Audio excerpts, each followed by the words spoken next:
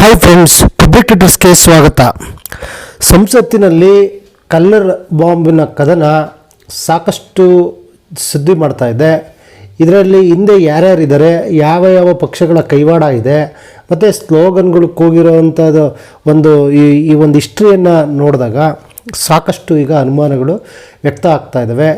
ಈ ಯಾರು master mind Lalit Shah ಇದ್ದಾನಲ್ಲ, ಆ ಲಲಿತ್ ಜಾ ಈತ ಬಿಹಾರ್ ಮೂಲದವನಾದರೂ ಕೂಡ ಕೆಲಸ ಮಾಡ್ತಾಯಿದ್ದು ಕಲ್ಕತ್ತಾದಲ್ಲಿ. ಹಾಗಾಗಿ ಈಗ ಅಲ್ಲಿನ ಸ್ಥಳೀಯ MLA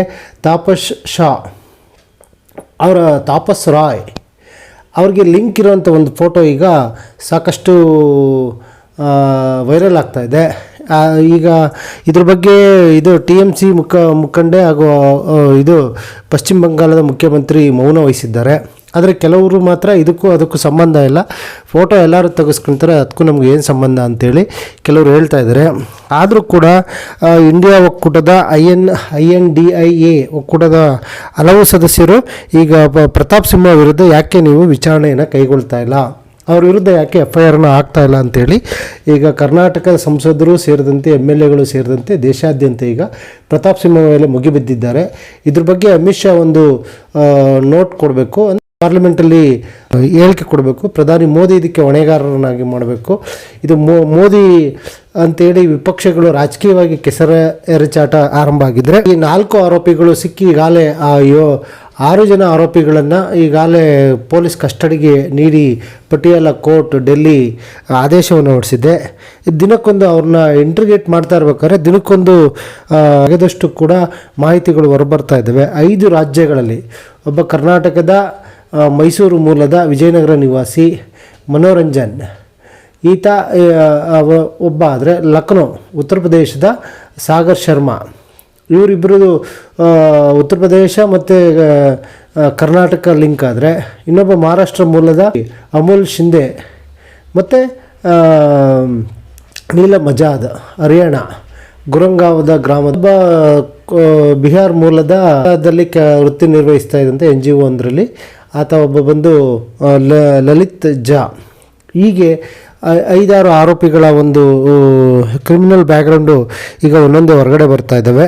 ಸಂಸತ್ತಿನಲ್ಲಿ ಭದ್ರತಾ ಉಲ್ಲಂಘನೆ ಈ ಸಂಬಂಧಪಟ್ಟಂತೆ ಸಾಕಷ್ಟು ಮಾಧ್ಯಮಗಳಲ್ಲಿ ಮತ್ತು ಸಾರ್ವಜನಿಕ ವಲಯದಲ್ಲಿ ಚರ್ಚೆ ಆಗ್ತಾ ಇದೆ. ಕಾನೂನು ಬಾಹಿರ ಚಟುವಟಿಕೆಗಳು ನಿಯಂತ್ರಣ ಕಾಯ್ದೆ UAPA ಅಡಿಯಲ್ಲಿ ಪ್ರಕರಣವನ್ನು ದಾಖಲಾಗಿದೆ. 4 ಆರೋಪಿಗಳು ಪ್ರಧಾನಮಂತ್ರಿ ನರೇಂದ್ರ ಮೋದಿಯವರನ್ನು ಘೋಷಿತ ಅಪರಾಧಿ ಅಂತೇಳಿ ಭಗತ್ ಸಿಂಗ್ ಫ್ಯಾನ್ ಕ್ಲಬ್ ಒಂದು ಪೇಜನ್ನು ಸ್ಥಾಪನೆ ಮಾಡಿಕೊಂಡು, ಅಂದರೆ ಅದನ್ನು ಕ್ರಿಯೇಟ್ ಮಾಡಿ ಅಲ್ಲಿ ಈ ರೀತಿ ಒಂದು ಘೋಷಣೆಯನ್ನು ಹಾಕಿದ್ದಾರೆ. ಈಗಿನ ನರೇಂದ್ರ ಮೋದಿ ಘೋಷಿತ ಅಪರಾಧಿ ಎಂದು ಸಾರುವ ಮೂಲಕ ಸಾಮಾಜಿಕ ಮಾಧ್ಯಮಗಳಲ್ಲಿ ಪೋಸ್ಟ್ಗಳನ್ನು ಹಾಕಿದ್ದಾರೆ. ಡೆಲ್ಲಿ ಪೊಲೀಸರು ನ್ಯಾಯಾಲಯಕ್ಕೆ ಗುರುವಾರ ತಿಳಿಸಿದ್ದಾರೆ. ಹೆಚ್ಚುವರಿ public prosecutor AAP Atul Srivastava ಅವರು ಸಾಮಾಜಿಕ ಮಾಧ್ಯಮಗಳಲ್ಲಿ ಆರೋಪಿಗಳು ಹಂಚಿಕೊಂಡಿರುವ ಕೆಲವು ಪೋಸ್ಟ್ಗಳು ಮತ್ತು ಆರೋಪಿಗಳು ಸಿದ್ಧಪಡಿಸಿದ ಕರಪತ್ರಗಳನ್ನು ಉಲ್ಲೇಖಿಸ್ತಾರೆ. ಅದರಲ್ಲಿ ಪ್ರಧಾನಿ ಮೋದಿ ಕಾಣೆಯಾದ ವ್ಯಕ್ತಿ ಎಂದು ಹೆಸರಿಸಿ ಅವರನ್ನು ಪತ್ತೆ ಹಚ್ಚುವವರಿಗೆ ಸ್ವಿಸ್ ಬ್ಯಾಂಕ್ನಿಂದ ಬಹುಮಾನ ಇರುವುದಾಗಿ ಘೋಷಿಸಿದ್ದಾರೆ. ಹಾಗೂ ಮೋದಿಯವರನ್ನು ಘೋಷಿತ ಅಪರಾಧಿ ಎಂದು ಹೇಳುವುದು ಕಂಡುಬಂದಿದೆ. ಪೊಲೀಸರು ಮತ್ತು ಆರೋಪಿಗಳ ಪರ ವಕೀಲರ ವಾದವನ್ನು ಆಲಿಸಿದ ಹೆಚ್ಚುವರಿ ಸೆಷನ್ ಅಲ್ಲಿನ ನ್ಯಾಯಾಧೀಶರು ಹರ್ದೀಪ್ ಕೌರ್ 4 ಆರೋಪಿಗಳನ್ನು 7 ದಿನಗಳ ಕಾಲ ಪೊಲೀಸ್ ಕಸ್ಟಡಿಗೆ ನೀಡಿ ಕಾನೂನು ನೆರವಿಗೆ ವಕೀಲರನ್ನು ನೀಡಲಾಯಿತು. ಬುಧವಾರ ಲೋಕಸಭೆ ಕಲಾಪದ ವೇಳೆ ಆರೋಪಿಗಳಾದ ಸಾಗರ್ ಶರ್ಮಾ ಮತ್ತು ಮನೋಹರ್ ಡಿ ಸಂದರ್ಶಕರ ಗ್ಯಾಲರಿಯಿಂದ ಹೊಗೆಯನ್ನು ಹೊರಸೂಸುವ ಕ್ಯಾನ್ಗಳೊಂದಿಗೆ ಕ್ಯಾನ್ಸ್ಟರ್ ಸಂಸತ್ ಹಾಲ್ಗೆ ಜಿಗಿದ್ರು. ಇಬ್ಬರನ್ನು ಕೆಲ ಕ್ಷಣಗಳಿಗೆ ಬಂಧಿಸಿ ಪೊಲೀಸರಿಗೆ ಒಪ್ಪಿಸಲಾಗಿತ್ತು. ಇದೇ ವೇಳೆ ಸಂಸತ್ತಿನ ಹೊರಗೆ ಹಳದಿ ಹೊಗೆಯೊಂದಿಗೆ ಪ್ರತಿಭಟನೆ ನಡೆಸುತ್ತಿದ್ದ ಅಮೋಲ್ ಶಿಂದೆ, ನೀಲಮ್ ಎಂಬ ಇನ್ನಿಬ್ಬರನ್ನು ಕೂಡ ಆಕ್ಟಿವಿಟಿಸ್ಟ್ಗಳನ್ನ ಬಂಧಿಸಲಾಗಿದೆ. ಬ್ಯಾಕ್ಗ್ರೌಂಡ್ಗಳಿಲ್ಲ, ಪಕ್ಷದ ಅಥವಾ ಸಂಘಟನೆಗಳ ಬ್ಯಾಕ್ಗ್ರೌಂಡ್ ಇಲ್ಲ, ಆದರೆ ಲೆಫ್ಟಿಸ್ಟ್ ಥಾಟ್ಸನ್ನು ಹೊಂದಿದ್ರು ಅನ್ನೋದು ಈಗ ತನಿಖೆ ಒಳಪಡ್ತಾ ಇದೆ. ತಮ್ಮ ಬೂಟ್ಗಳಲ್ಲಿ ಕುಳಿಯನ್ನು ರಚಿಸಿಕೊಂಡಿದ್ದಾರೆ. ದೆಹಲಿ ಪೊಲೀಸರು ಇದಕ್ಕೆ ಮಾಹಿತಿಯನ್ನು ಕೊಟ್ಟಿದ್ದಾರೆ. ಗ್ಯಾಸ್ ಕ್ಯಾನಿಸ್ಟರ್ಗಳನ್ನು ಸಾಗಿಸಲು ಆರೋಪಿಗಳು ತಮ್ಮ ಬೂಟ್ಗಳಲ್ಲಿ ಕುಳಿಯನ್ನು ಸಾಗಿಸ್ಕೊಂಡಿದ್ರು. ಅದಕ್ಕೆ ಬೇಕಾದಂಥ ಮಾರ್ಕ್ಗಳನ್ನು ಮಾಡ್ಕೊಂಡಿದ್ದಾರೆ. 4 ಆರೋಪಿಗಳನ್ನು 15 ದಿನಗಳ ಕಾಲ ಕಸ್ಟಡಿಗೆ ನೀಡುವಂತೆ ಪೊಲೀಸರು ಕೋರಿದರು. ತಮ್ಮ ಪ್ರಕರಣವನ್ನು ಬೆಂಬಲಿಸಲು ಎಎಪಿ ಶ್ರೀವಾಸ್ತವ ಆರೋಪಿಗಳ ಪರ ಮಾಡಿದ ಸಾಮಾಜಿಕ ಮಾಧ್ಯಮ ಪೋಸ್ಟ್ಗಳನ್ನು ಉಲ್ಲೇಖಿಸಿದರು. ಇದಲ್ಲದೆ ಆರೋಪಿಗಳು ಭಗತ್ ಸಿಂಗ್ ಫ್ಯಾನ್ ಕ್ಲಬ್ ಎಂಬ ಗುಂಪನ್ನು ರಚಿಸಿಕೊಂಡಿದ್ದಾರೆ ಮತ್ತು ಲಕ್ನೋದಿಂದ ಶೂಗಳನ್ನು ಖರೀದಿಸಿದ್ದಾರೆ. ಮುಂಬೈನಿಂದ ಗ್ಯಾಸ್ ಕ್ಯಾನಿಸ್ಟರ್ಗಳನ್ನು ಖರೀದಿಸಿದ್ದಾರೆ. ಎಎಪಿ ಒತ್ತಿ ಹೇಳಿದೆ. ತನಿಖೆಗಾಗಿ ಆರೋಪಿಗಳನ್ನು ಮುಂಬೈ ಮತ್ತು ಲಕ್ನೋಗೆ ಕರೆದೊಯ್ಯುವ ಸಲುವಾಗಿ ಪ್ರಾಸಿಕ್ಯೂಷನ್ಗೆ ರಿಮ್ಯಾಂಡ್ಗೆ ನೀಡುವಂತೆ ಕೋರಿದ್ದಾರೆ. ಈ ಪ್ರಕ್ರಿಯೆಯನ್ನು ಕೈಗೊಳ್ಳಲು 4 ಅಥವಾ 5 ದಿನಗಳು ಸಾಕು ಅಂತೇಳಿ ಆರೋಪಿಗಳ ಪರ ಒಂದು ವಕೀಲರು ವಾದವನ್ನು ಮಂಡಿಸಿದ್ದಾರೆ. ವಾದ ಪ್ರತಿಪಾದ ಆಲಿಸಿದ ನ್ಯಾಯಾಲಯ 4 ಆರೋಪಿಗಳನ್ನು 4 ದಿನಗಳ ಮಟ್ಟಿಗೆ ಕಸ್ಟಡಿಗೆ ಒಪ್ಪಿಸಿದೆ.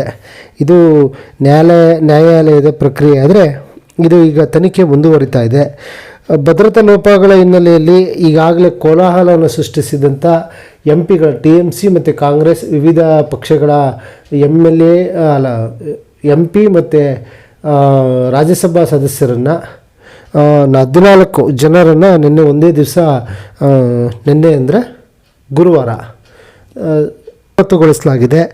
ಒಟ್ಟಿನಲ್ಲಿ ಈಗ ದೇಶಾದ್ಯಂತ ಚರ್ಚೆಯಲ್ಲಿರುವಂಥ ಈ ಪ್ರಕರಣ ಈಗ ಹೇಗೆ ಇದು ಹಳದಿ ಕಲರ್ ಬಾಂಬನ್ನು ತೆಗೆದುಕೊಂಡು ಹೋದರು, ಇದರ ಹಿನ್ನೆಲೆ ಏನು, ಇದರ ಪ್ಲ್ಯಾನ್ ಏನು, ಇವರ ಐಡಿಯಾಲಜಿಗಳೇನು, ಮತ್ತು ಇವ್ರಿಗೆ ಯಾವ ರೀತಿ ಅಂದರೆ ಇವ್ರ ಗೋಷ್ಠಿಗಳು ಕೂಗಿದ್ದು ಅಂತಂದರೆ